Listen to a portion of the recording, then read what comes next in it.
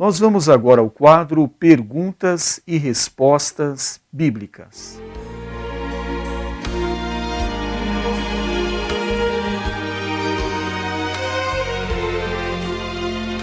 Começando aqui com a pergunta do consulente Leandro, da cidade do Guarujá.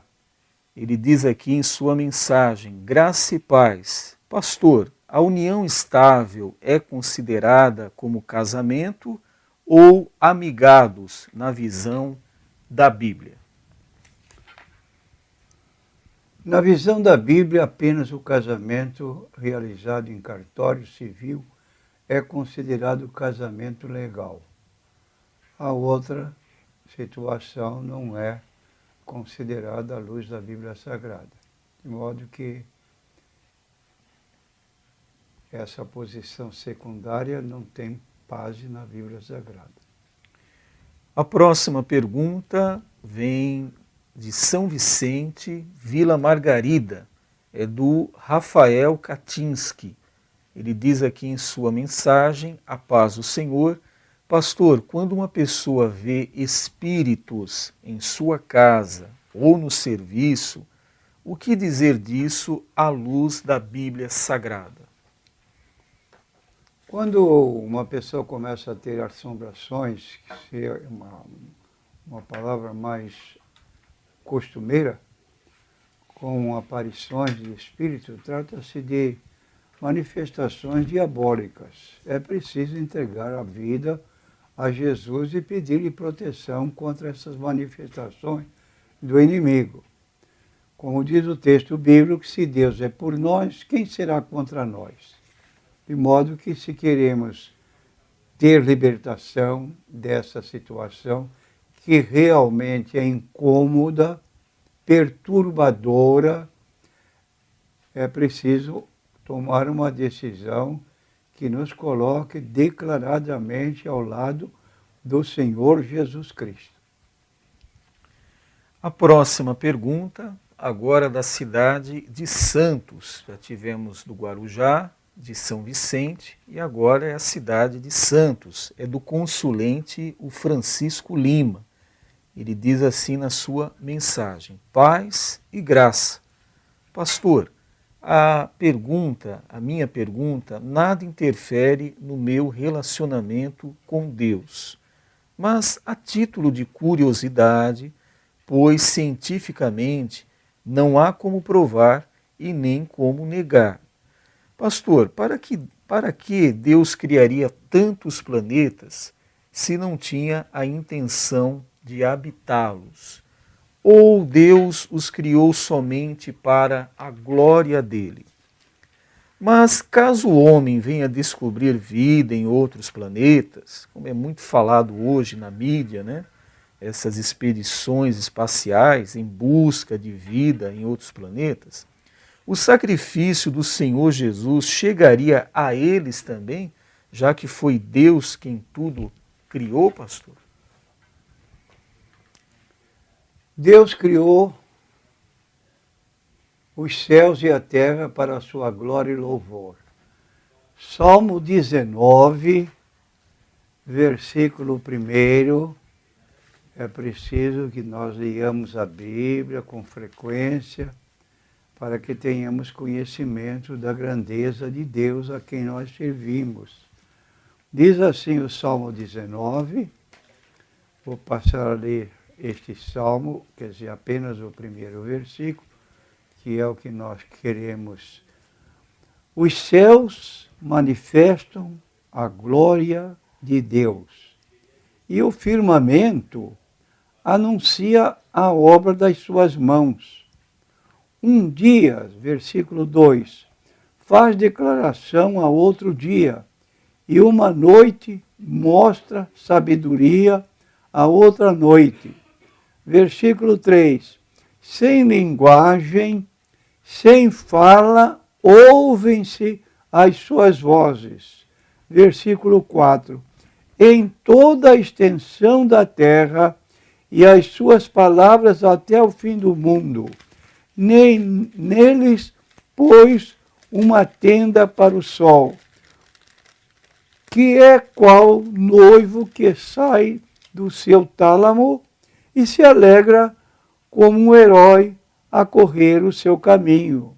Versículo 6, a sua saída é desde uma extremidade dos céus e o seu curso até outra extremidade deles, e nada se furta ao seu calor.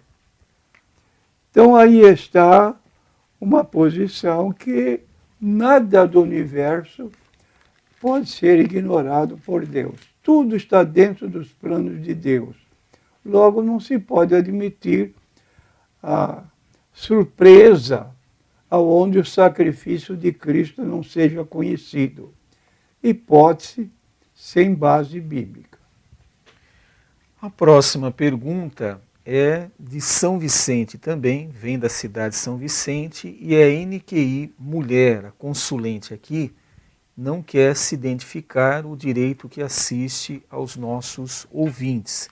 Ela diz assim: pastor, em que lugar na Bíblia está declarado que o Senhor Jesus e o Espírito Santo participaram da criação do mundo? O Espírito Santo, Gênesis, capítulo 1 e versículo 2, está aqui logo no início do mundo. No princípio criou Deus os céus e a terra era sem forma e vazia, e havia trevas sobre a face do abismo, e o Espírito de Deus se movia sobre a face das águas. De modo que o Espírito Santo estava agindo logo no início do mundo, de acordo com a Bíblia Sagrada. Pai e Filho participaram da criação do mundo.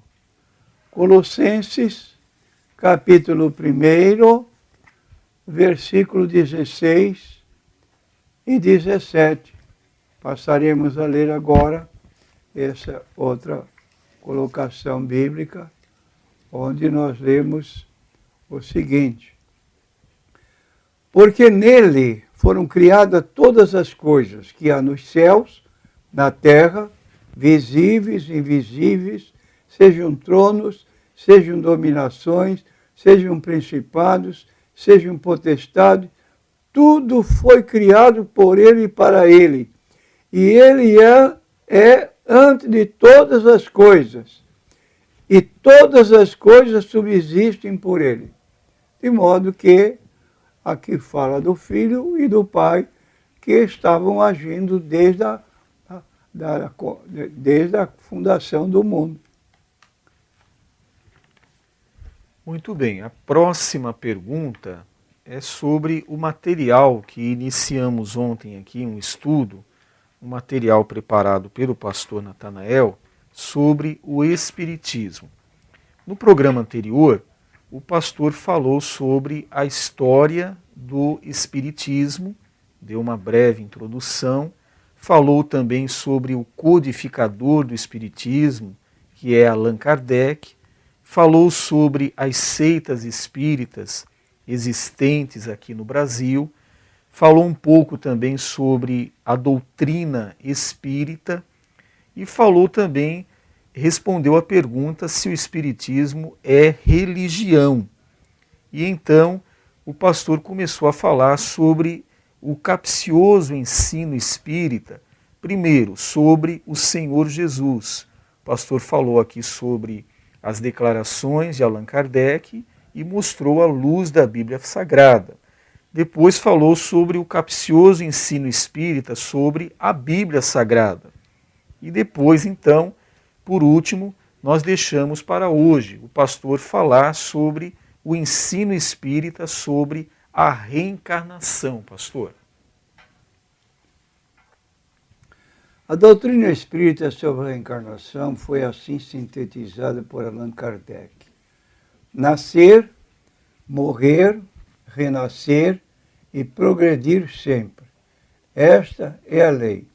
4 proposições sobre a reencarnação. Dentro desta frase, que sintetiza a doutrina mais importante do espiritismo kardecista, 4 pontos devem ser assinalados para saber se Jesus ensinou essa doutrina. Primeira, pluralidade de existências terrestres.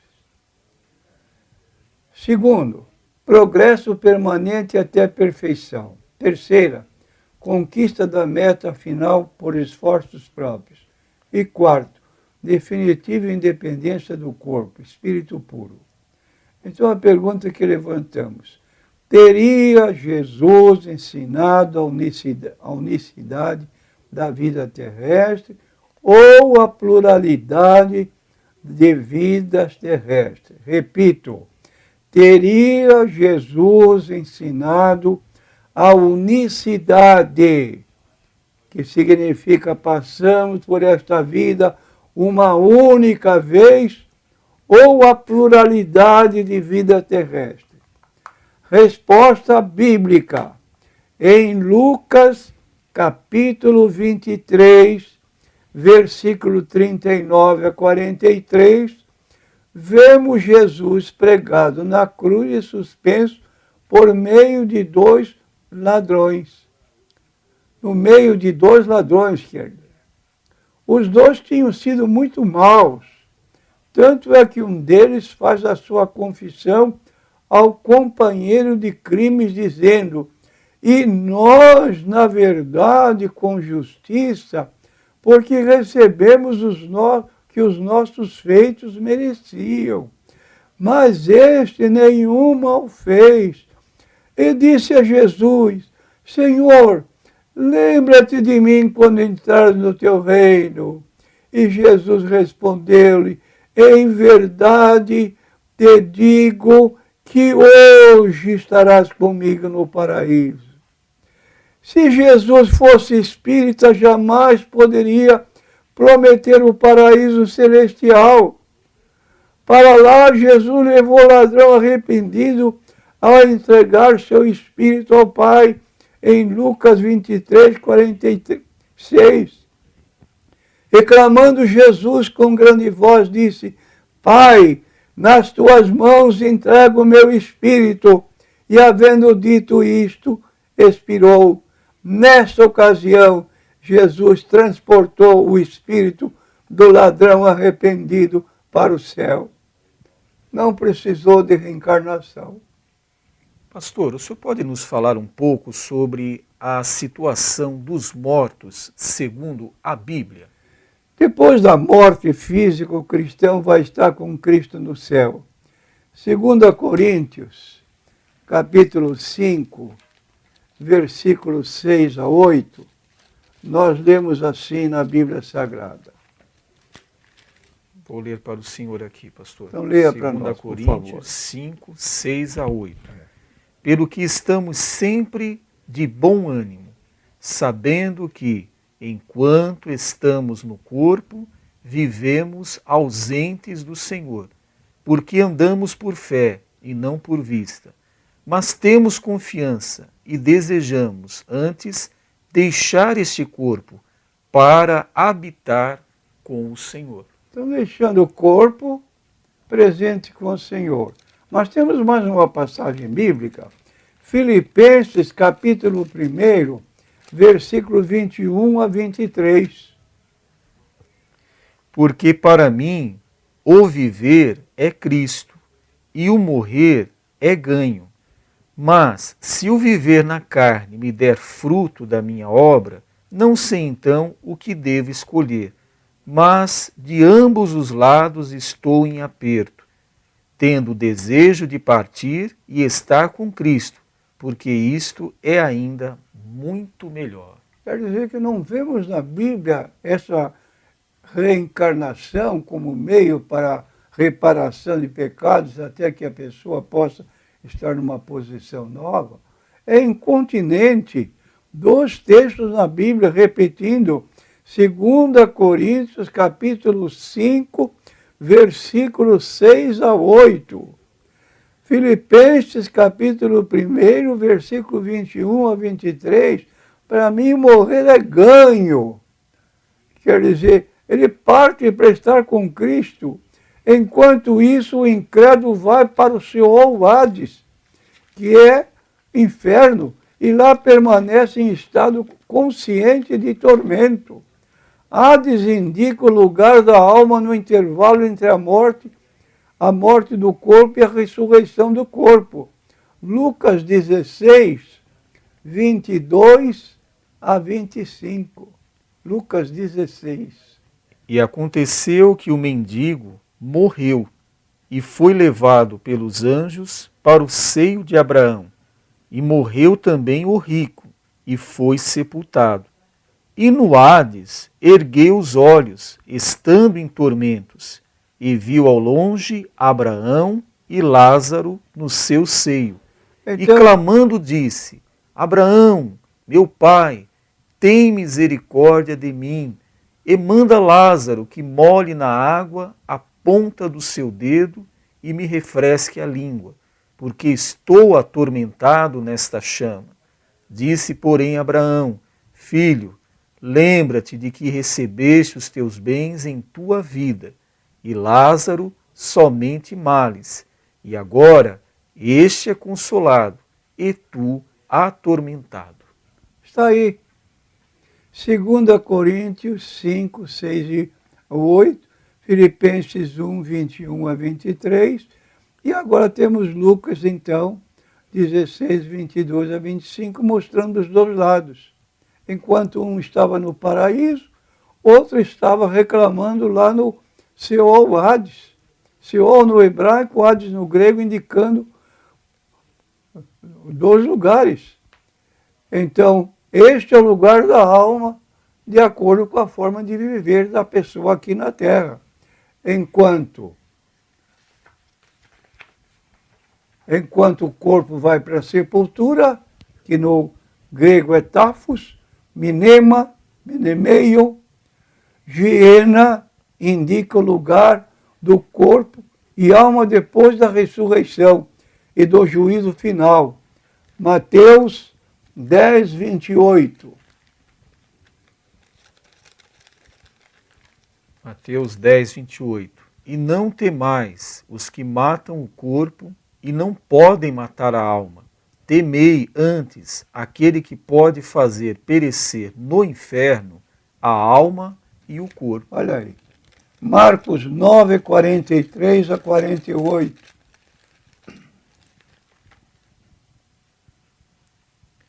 E se a tua mão te escandalizar, corta-a.